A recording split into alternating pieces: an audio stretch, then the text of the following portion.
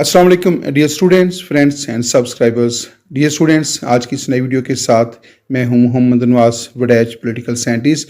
Dear students, आज हमारा topic है इंटरनेशनल रिलेशंस। तो आज के इस एपिसोड के अंदर जो है हमने इंटरनेशनल रिलेशन से मुतल्लिक़ जो है मुख्तलिफ MCQs जो हैं वो शामिल किए हैं। डियर स्टूडेंट्स, ये कोशिश की गई है कि इस एपिसोड के अंदर ऐसे MCQs शामिल किए जाएँ जो नए हों और उनके ऊपर पहले जो है वो बात न की गई हो।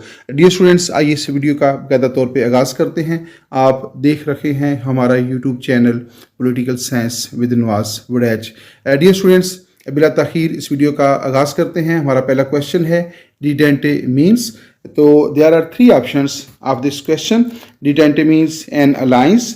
The second option is detente means relaxation of tension, और द थर्ड ऑप्शन है cooperation between states. Dear students, detente means all an alliance, ये गलत ऑप्शन है। नंबर 2 पे है relaxation of tension, that is the correct option. Detente means relaxation of tensions. Detente means end of strained relations between the states. रियासतों के दरमियान जो कशीदगी पाई जाती है, नाखुशगवार तल्लकात जो पाए जाते हैं, उस कशीदगी के ख़ात्मे को जो है डिटेंटे कहा जाता है। तो सेकंड ऑप्शन जो है वो दुरुस्त ऑप्शन है। Detente means relaxation of tensions या end of strained relations between the states. Next question की तरफ चलते हैं। OIC is a specialized agency of UNO. Second option है a regional organization, and the third option is an organization of Muslim states. Dear students, OIC is an specialised agency of UNO, ये गलत option है। Next है a regional organisation, ये option भी गलत option है। और third option is the correct option. OIC is a organisation of Muslim states. तो OIC जो है बेसिकली मुस्लिम ममालिक की एक तंजीम है जो 1969 में जो है 1969 को जो है मराकश के शहर रबात में इसका क़याम अमल में लाया गया था, जब 1967 को जो है अरब इसराइल वार शुरू हो गई थी। और उस वार के बाद जो है मुसलमान दुनिया भर के जो मुसलमान मुआलिक थे उन्होंने अपने एक पॉलिटिकल प्लेटफॉर्म जो है कैम करने की कोशिश की, जहाँ से वो बैठकर जो है इस तरह के मसाइल से निपट सके। तो 1969 में जो है इसका क़याम जो था वो बाकायदा तौर पे अमल में लाया गया था, और मराकश का जो शहर रबात है वहाँ पे इसकी बुनियाद जो थी वो रखी गई थी। नेक्स्ट क्वेश्चन हमारे पास है। Dear students, Ruritania is a province of Romania. Second option है state of western Europe, and the last option is a fictitious country. Ruritania is a province of Romania, ये गलत ऑप्शन है। Number 2 option है state of western Europe, ये भी गलत option है। Dear students, the correct option is Ruritania is a fictitious country. Ruritania is a fictitious country, that is the correct option. Next option की तरफ चलते हैं। The 14 points were enunciated by the Conference of Westphalia, the Conference of Versailles, and the end of the World War II. Dear students, the 14 points जो हैं ये मैं आपको बताता चलूँ कि ये अमेरिकन प्रेसिडेंट वुड्रो विल्सन जो था उसने पेश किए थे, और उसके जो 14 पॉइंट्स हैं उनको 14 पॉइंट्स ऑफ पीस भी कहा जाता है कि इन 40 पॉइंट्स का मतलब ये था कि दुनिया के अंदर अमन जो है कैसे कायम किया जाए। तो वुड्रो विल्सन जो कि अमेरिकन प्रेसिडेंट था, उसने पहली जंग अज़ीम के बाद जो है दुनिया में क़याम अमन के लिए और जंगों के ख़ात्मे के लिए कुछ प्रपोजल्स पेश की थी। They were called 14 points of peace by Woodrow Wilson. तो डियर स्टूडेंट्स, अब इस ऑप्शन का आपको पता चल गया होगा कि इसमें कौन सा ऑप्शन जो है दूसरा ऑप्शन है। पहला ऑप्शन है the conference of Versailles, Westphalia conference जो है ये गलत ऑप्शन है। द कॉन्फ्रेंस ऑफ वर्सेल्स, तो दूसरा ऑप्शन जो है dear students that is the correct option. The 14 points were enunciated at the conference of Versailles. पहली जंग अज़ीम के बाद जो है जब कॉन्फ्रेंस ऑफ वर्सेल्स अमल में आई थी, जिसके बाद जंग का बाकायदा तौर पे ख़ात्मे का ऐलान किया गया था। तो उस वक्त जो है वुडरो विल्सन जो अमेरिकन प्रेसिडेंट था उस वक्त, उसने 14 पॉइंट्स ऑफ पीस पेश किए थे, और इन्हीं 14 पॉइंट्स के ऊपर जो है लीग ऑफ नेशन की बुनियाद जो थी वो रखी गई थी। लेकिन दिलचस्प बात यह है कि अमेरिका बजाते खुद जो है वो लीग ऑफ नेशन का मेंबर नहीं बन सका था। Helsinki is capital of Norway, New Zealand और फिनलैंड। 3 ऑप्शन हैं, आपने बताना ये है कि हेलसिंकी जो है वो किसका दारुल हुकूमत है। Helsinki is capital of Norway, that's the incorrect answer. दूसरा ऑप्शन है न्यूजीलैंड, इनकरेक्ट। और थर्ड ऑप्शन जो है वो है फिनलैंड। फिनलैंड जो है उसका जो दारुल हुकूमत है वो है Helsinki. Helsinki is the capital of Finland. आइए नेक्स्ट क्वेश्चन की तरफ चलते हैं। हमारे पास नेक्स्ट क्वेश्चन है, UNO security council consist of 11 members, 15 members और 19 मेंबर्स। तो यूएनओ जो है, यूएनओ का जो दूसरा बुनियादी अदारा है that is called security council. और सिक्योरिटी काउंसिल जो है उसके मेंबर्स की तादाद कितनी है, तो नंबर 1 ऑप्शन है 11 मेंबर्स, इनकरेक्ट। और थर्ड ऑप्शन है 19 मेंबर्स, इनकरेक्ट। और सेकंड ऑप्शन जो है that is the correct option. UNO security council consist of 15 members. तो ये 15 मेंबर्स पर मुश्तमिल है, 5 इसके परमानेंट मेंबर हैं और 10 मेंबर जो हैं वो इसके नॉन परमानेंट मेंबर्स हैं। टोटल मेंबर्स की तादाद जो है वो है 15। और जो नॉन परमानेंट मेंबर्स हैं उनका हर 2 साल के बाद जो है नए सिरे से इंतखाब किया जाता है। लेकिन जो परमानेंट मेंबर्स हैं उसमें है यूएसए, यूके, फ्रांस, चाइना और रशिया। तो ये 5 मुमालिक जो हैं ये सिक्योरिटी काउंसिल के परमानेंट मेंबर्स हैं। These 5 permanent members are also called veto powers of UNO. Next question की तरफ चलते हैं। हमारे पास नेक्स्ट क्वेश्चन है, Amanullah Khan is the leader of National Congress, National Conference, Hizbul Mujahideen, Jammu and Kashmir Liberation Front. तो डियर स्टूडेंट्स, आपने बताना ये है कि अमानुल्लाह खान एक लीडर है, उसका आपने बताना है कि उसका तल्लुक किस तंजीम के साथ था। नेशनल कॉन्फ्रेंस के साथ था, हिजबुल मुजाहिदीन के साथ था, जम्मू कश्मीर लिबरेशन फ्रंट के साथ था। तो dear students, third option is the correct option. Amanullah Khan was the leader of Jammu and Kashmir Liberation Front. तो Jammu and Kashmir Liberation Front का लीडर था अमानुल्लाह खान। नेक्स्ट क्वेश्चन की तरफ चलते हैं। हमारे पास नेक्स्ट क्वेश्चन है, apartheid is an international brotherhood, number 2 A policy of racial discrimination, और नंबर 3 है ए मेडिकल टर्म। आपने बताना ये है अपार्थाइड क्या है। अपार्थाइड जो है उसमें पहला ऑप्शन दिया गया है एन इंटरनेशनल ब्रदरहुड, ये नहीं है। Number 2 A policy of racial discrimination. तो अपार्थाइड जो है ये basically A policy of racial discrimination जो है वो उसके लिए ये टर्म जो है वो इस्तेमाल की जाती है। और नंबर 3 ऑप्शन जो था ए मेडिकल टर्म, ये भी जो है वो गलत ऑप्शन है। तो apartheid is a policy of racial discrimination.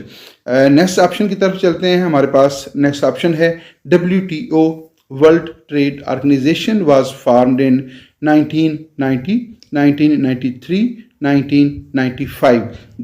इसमें देखते हैं कि पहला ऑप्शन जो है 1990, that's incorrect option. Second option is also incorrect and the third option is the correct option. WTO was formed in 1995।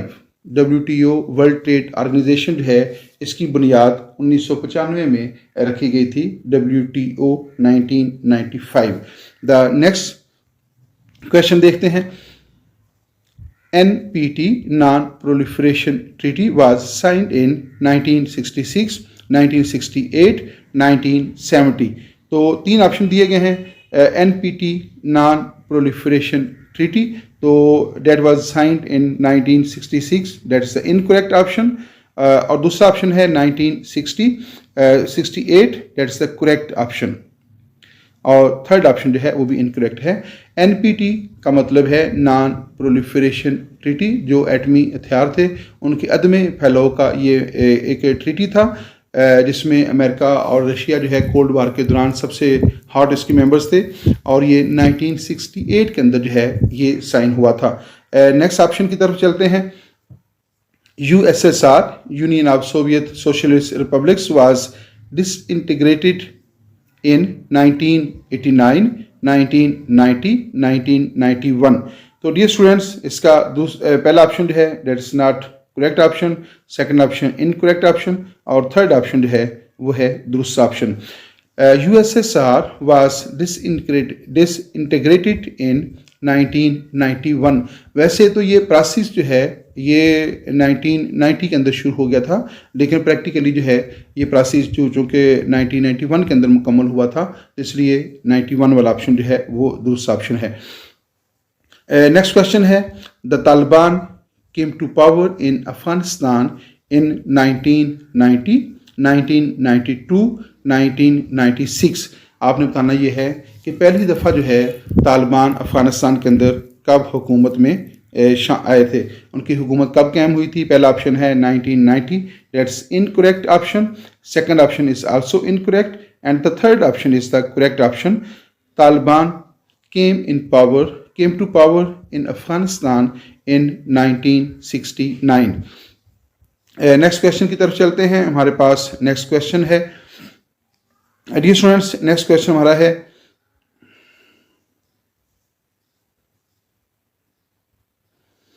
जी तो dear students, detente between USA and USSR started between 1959, 1969, 1969 to 1979, 1980 to 1990। The correct option is 1969 to 1979। Detente between USA and USSR started between 1969 to 1979। Next question की तरफ चलते हैं। Faroe Iceland is a Scandinavian state, Darwin's birth place and American prison. आपने बताना ये है कि फारियो जो है, फारियो आइसलैंड क्या है, फारियो का जजीरा जो है वो क्या है, एंड स्कैंडिनेवियन स्टेट है, क्या ये स्कैंडिनेवियन स्टेट का नाम है, या डार्विन्स बर्थ प्लेस है, ये डार्विन जो है उसकी जो जय पैदाइश का नाम है, या फिर अमेरिकन प्रिजन, या अमेरिका का ये कोई प्रिजन है। तो डियर स्टूडेंट्स, इसमें पहला ऑप्शन जो है that is the correct option, वो है Darwin is a Scandinavian state. Darwin is a Scandinavian state.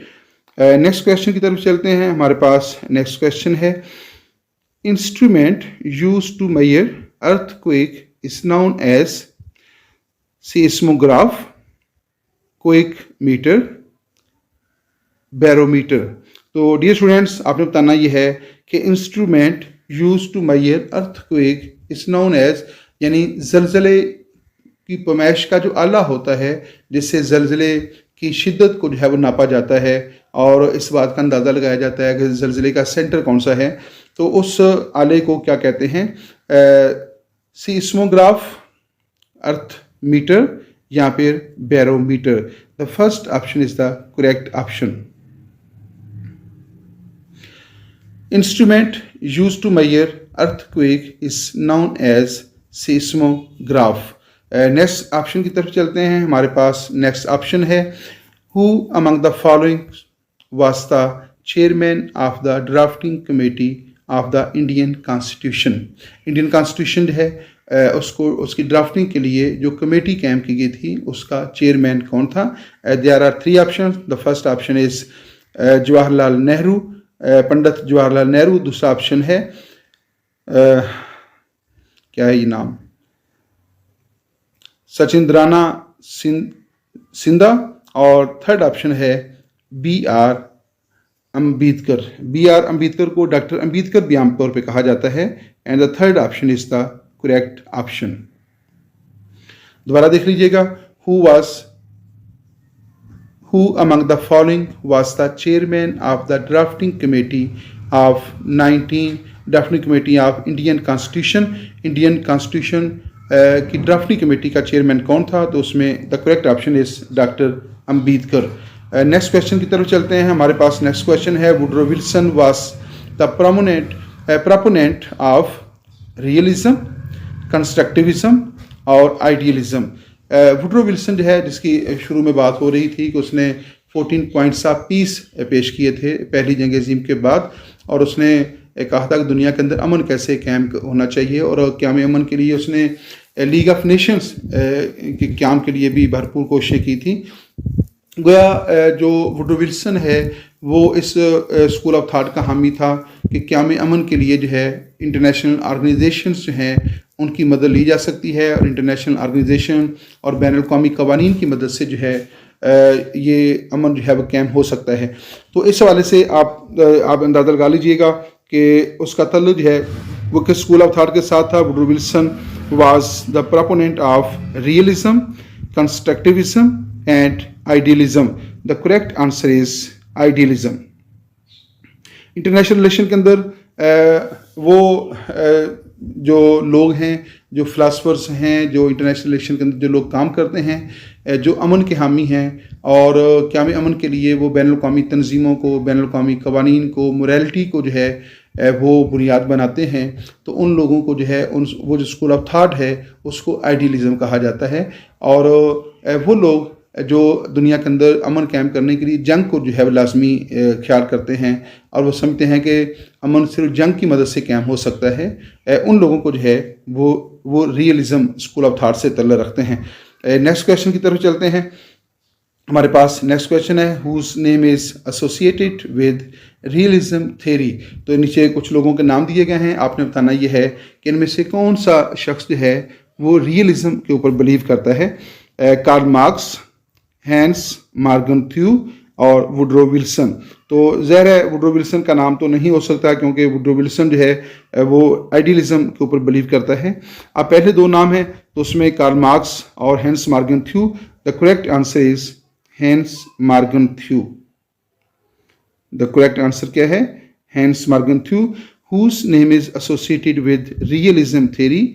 Realism theory जो है जो जंग के ऊपर बिलीव करती है, पावर पॉलिटिक्स के ऊपर जो है ये बिलीव करती है, ताकत रियासतों के दरमियान ताकत के इस्तेमाल के ज़रिए मसाइल को हल करने के ऊपर ये बिलीव करती है। तो मार्गन-थ्यू जो है वो बुनियादी तौर पे रियलिज़म स्कूल ऑफ थाट से ताल्लुक़ रखता है।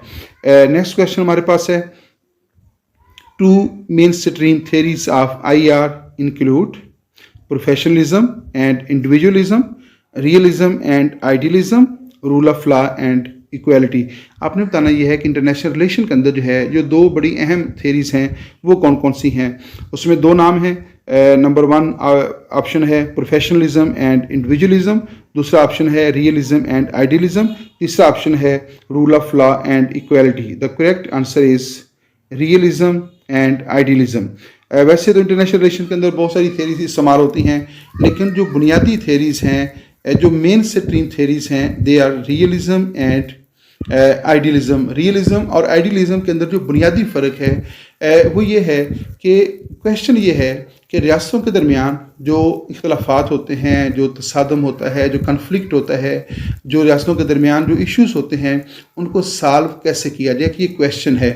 तो जो रियलिज्म थेरी है वो इस चीज़ के ऊपर बिलीव करती है कि रियासतों के दरमियान पैदा होने वाले तनाज़ात को ताकत के ज़रिए हल किया जा सकता है, पावर पॉलिटिक्स के ज़रिए, जंग के ज़रिए हल किया जा सकता है।